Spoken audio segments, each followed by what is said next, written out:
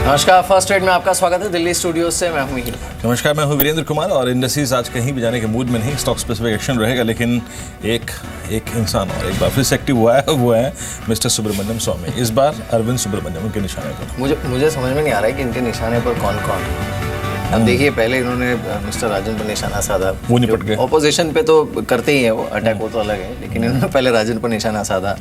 फिर जब नाम आना शुरू हुआ कि कौन कौन फ्रंट रनर है अब आरबीआई गवर्नर बनने की पोस्ट में, तो उन्होंने अरविंद सुब्रमण्यम पर भी अब निशाना साध दिया, जो कि वाकई एक फ्रंट रनर है। और हर बार जब आप उनसे पूछिए कि क्या आप खुद गवर्नर बनना चाहेंगे, तो वो कहते हैं कि ये मेरे स्टेचर के खिलाफ है, क्योंकि मुझे तो वर्ल्ड बैंक का चीफ इकोनॉमिस्ट बनने की भी ऑफर थी, लेकिन मैंने वो ठुकरा दी, तो मैं तो आरबीआई गवर्नर बनूंगा नहीं। चलिए, एक कैंडिडेट शायद लग रहा है पॉसिबली आउट हो गया पिक्चर से में ही।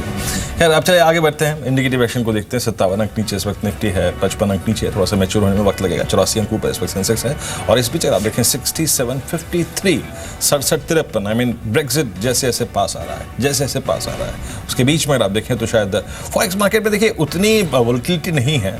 आई मीन ब्रेक्जिट के दिन इसने 67-68 की ट्रैजेक्टरी को छुआ था। वहाँ से अगर आप देखें कुछ डॉलर सेलिंग की फिगर आई थी, बातें आई थी, उसके बाद थोड़ा संभला, लेकिन कल एक और आज के बीच में एक बार फिर से 67.52 की ट्रैजेक्टरी में यहाँ पर रुपया। आगे चलते हैं यहाँ पर और हाउस व्यूज समझ लेते हैं थोड़ा सा एग्जैक्टली कुछ जो आए हैं नए डेवलपमेंट्स के ऊपर। संदीप है हमारे साथ न्यूज़ रूम से बात करने के लिए। संदीप बताइए। शुक्रिया वीरेंद्र। सबसे पहला कॉल जो आज के लिए आया वो है डॉक्टर रेड्डीज पे। सीएलएसए की कॉल आई है, उन्होंने अपनी जो खरीदारी की सलाह उसे बरकरार रखा है। टारगेट वो दे रहे 3,335 रुपये का। उनका कहना है कि जिस तरह से आने वाले समय में इस कंपनी के बेहतर नतीजे रहेंगे और कुछ यूएस एफडीए के जो इश्यूज हैं वो अगर रिजॉल्व होते हैं तो कहीं ना कहीं स्टॉक में री रेटिंग की संभावना भी नजर आती है, जिसकी वजह से उन्होंने अपना जो बाय कॉल है उसे मेंटेन किया है। 3,735 तक के टारगेट देखने को मिल सकते हैं। हालांकि क्रेडिट स्विस ने अपनी जो न्यूट्रल रेटिंग है उसे बरकरार रखा है। उनका मानना है कि 3,070 तक के जो लक्ष्य है वो देखने को मिल सकते हैं। उनका मानना है कि अगले 12 से 18 महीने में 2 ऐसे की प्रोडक्ट्स हैं जहाँ पे काफ़ी ज़्यादा प्रतिस्पर्धा है जो वो देखने को मिल सकते हैं, जिसकी वजह से वो अपना जो न्यूट्रल स्टैंस है उसे मेंटेन कर रहे हैं डॉक्टर रेड्डीज के ऊपर। इसके अलावा इंडसइंड बैंक पे जेफरीज का एक कॉल आया है, जिसपे उन्होंने जो बाय की रेटिंग थी उसे बदलकर अब होल्ड रेटिंग क्या है, जो लक्ष्य है उसे 1,140 से बढ़ाकर 1,150 जरूर किया है। लेकिन उनका कहना है कि जो वैल्यूएशंस हैं वो कहीं ना कहीं उनको अब स्ट्रेस नजर आ रही हैं। जो एनआईएम्स हैं वो लाइफ टाइम हाई पे हैं और यहाँ से उनको साइक्लिटी की वजह से जो डाउनसाइड है उसी की वो नजर आती है, जिसकी वजह से उन्होंने जो रेटिंग है उसे यहाँ पे डाउनग्रेड किया है। आखिरी जो अगला कॉल है वो है आईटीसी के ऊपर। नोमुरा की ओर से उन्होंने अपनी जो न्यूट्रल रेटिंग है उसे बरकरार रखा है। टारगेट वो दे रहे हैं 316 रुपये का। उनका मानना है कि FY 17 में जो सीक्रेट ग्रोथ है उसमें जरूर बड़ा देखने को मिलेगी, लेकिन जिस तरह से प्राइसिंग स्ट्रेटजी ये कंपनी अपना रही है उसकी वजह से सीक्रेट ग्रोथ के ऊपर थोड़ा सा असर जरूर देखने को मिल सकता है, जिसकी वजह से वो न्यूट्रल कॉल अपना इस काउंटर के ऊपर मेंटेन कर रहे हैं। आखिरी जो कॉल है आज के लिए वो है अरविंद के ऊपर। आज इनफैक्ट पूरा टेक्सटाइल एज अ स्पेस अगर आप देखें फोकस में रहेगा। सीएलएसए की ओर से एक कॉल आया जिसमें उन्होंने खरीदारी की सलाह यहाँ पे बरकरार रखी है। उन्होंने 366 तक के टारगेट अरविंद के लिए सुझाए हैं। बिल्कुल। चलिए संदीप, शुक्रिया इस अपडेट के लिए। राकेश, आपसे जानना चाहेंगे, आज भी आप देखिए एक तो संकेत जिस तरह के हैं बिल्कुल फ्लैट, SGX निफ्टी भी खुला है, लेकिन जो ज़्यादा क्रिटिकल होगा बाजार के लिए वो होगा यूरोपियन मार्केट्स की ओपनिंग। तो ओपनिंग में आप कोई ट्रेड या फिर स्ट्रैटेजी लेना चाहेंगे या फिर थोड़ा वेट करेंगे कि एटलीस्ट यूरोप के क्यूज़ आ जाएं, उसके बाद ट्रेड इनिशिएट करें? देखिए मुझे नहीं लगता है कि कोई जो ब्रेक्जिट वोट का जो आउटकम है वो कोई नेगेटिव निकल के आएगा, क्योंकि मार्केट्स की एक आदत होती है prices discounts future in advance. मेरा ऐसा मानना है कि अगर कुछ नेगेटिव हो रहा होगा तो इवेंट से पहले प्री ब्रेक्जिट 8,060 का जो एक क्रिटिकल सपोर्ट है निफ्टी वो तोड़ देगा। As of now trend clearly up लगता है। बाय ऑन डिक्लाइंस की मार्केट है। Calcutta electric supply, BPCL, Bajaj finance already recommend कर चुका हूं, कोलगेट, अजंता फार्मा एकमात्र मुझे लगता है काउंटर है जिसको बेच के चला जा सकता है 1526 के स्टॉप लॉस के साथ। 1317 के टारगेट के लिए एक छोटा काउंटर IDFC को बाय करना चाहिए 48 के स्टॉप लॉस के साथ 55 रुपये के लक्ष्य के लिए। एंड मीर एक चीज़ और, जब भी कोई बड़ा इवेंट होता है अगर आप कोई भी डायरेक्शनल कॉल लेते हो और अगर आपका वो डायरेक्शन ठीक बैठता है तो अच्छा पैसा बन सकता है। मुझे लगता है पोस्ट ब्रेक्सिट 8300 की जो नेकलाइन है वो टूटने के चांसेस लगते हैं। मुझे लगता है बाइंग करके चलना चाहिए और एक बार 8300 के लेवल टूटेंगे तो बहुत बड़ी तेजी मार्केट में देखने को मिल सकती है। और कुछ स्टॉक्स अगर आप देखें जिनमें कल मिड कैप में अच्छी खासी आप देखें वाइब्रेंसी थी। मैं जैसे मिड कैप IT का जिक्र किया और इनफैक्ट मिस्टर बसीन ने वहाँ पे अपना टेक दिया भी। राजेश, आप कुछ मिड कैप IT में कैंडिडेट जोड़ना चाहेंगे? रुपए में थोड़ी सी वीकनेस नज़र आ रही है हल्की सी आज, इसलिए मैं इससे बात करना चाह रहा हूँ बार बार। मिड कैप IT में कोई खास चॉइस आपकी जो क्लाइंट को रिकमेंड भी की हो?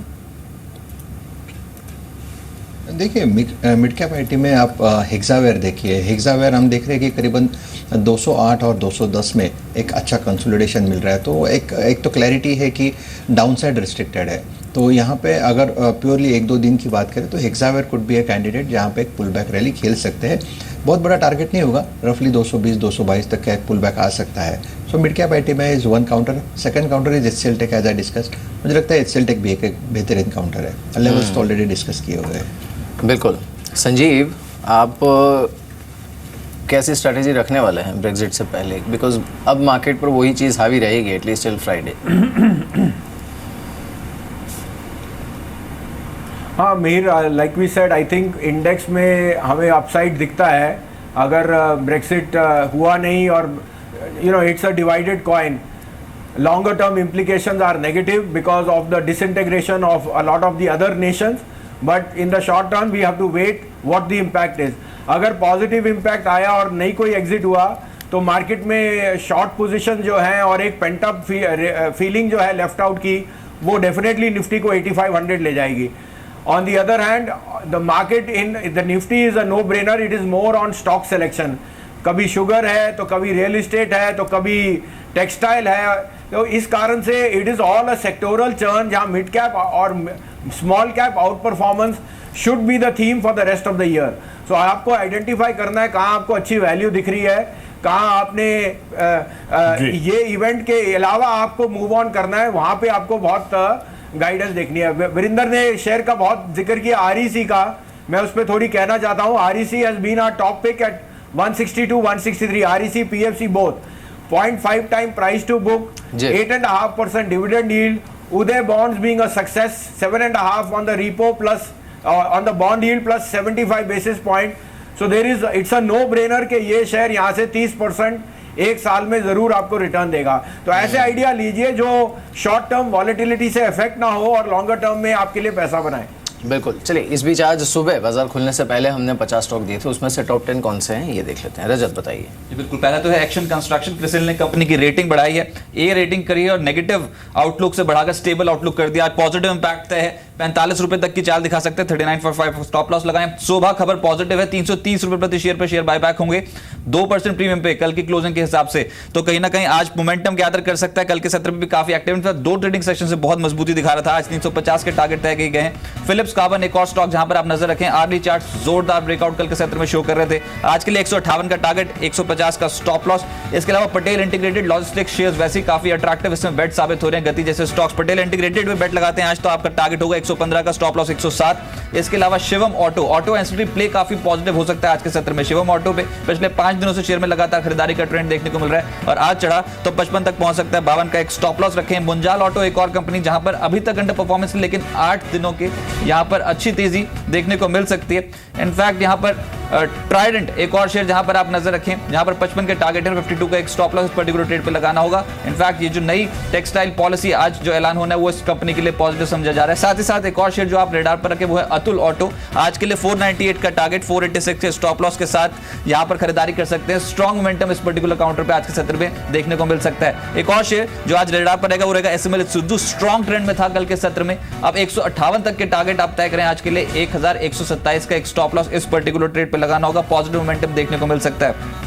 अगला शेयर जो आपके रडार पर होना चाहिए वो है मोरारजी टेक्सटाइल। जैसे मैंने कहा कि टेक्सटाइल क्षेत्र की जो कंपनियां होंगी वो आज भी काफी अट्रैक्टिव बेट साबित हो सकती है और जैसी अनाउंसमेंट होगा कैबिनेट पॉलिसी में टेक्सटाइल से जुड़े शेयर जो है वो एक्टिव हो सकते हैं। आज के लिए 53 के लिए बेट लगाएं। स्ट्रॉन्ग मोमेंटम इंडिकेटिव एक्शन भी शो कर रहा है, इस शेयर पे बेट लगाई जा सकती है। शिवम ऑटो एक और स्टॉक जो मैं पहले बात कर चुका हूं, 55 के टारगेट, 47 का स्टॉप लॉस। आज तगड़े मोमेंटम में आ सकता है ये शेयर, आप इस पे नजर रखें। और आखिरी स्टॉक जो आप आज रेडार पर रख सकते हैं वो है मुंजाल ऑटो। आज के लिए 87 का टारगेट, 77 का एक स्टॉप लॉस पर्टिकुलर ट्रेड पे लगाना होगा। बिल्कुल। तो ये कुछ स्टॉक्स हैं जिस पर आप नज़र रख सकते हो। राजेश, कोई स्टॉक्स आप ऐड करना चाहेंगे? बिकॉज जहाँ जाकर इंडिकेटिव टिक्स में बाजार रुका है वो बहुत ही फ्लैट है, 6 पॉइंट नीचे निफ्टी 8213 पर। या देखिए इसमें जो इसने अभी जो बात हुई उसमें शिवम ऑटो एक बेटर लगता है। मुझे लगता है कि शिवम ऑटो में एक बाइंग हो सकती है।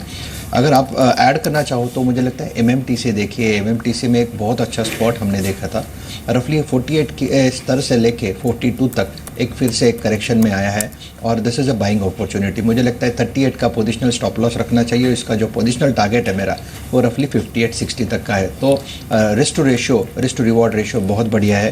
अगर आप यहाँ पे टेक्सटाइल की जो बात हो रही है उसमें मॉन्टे कार्लो जो सुबह भी बात हुई, Monte Carlo looks good to me. रफली 421 का क्लोज है, 410 के आसपास का स्टॉप लॉस यहाँ पे मेंटेन करना पड़ेगा।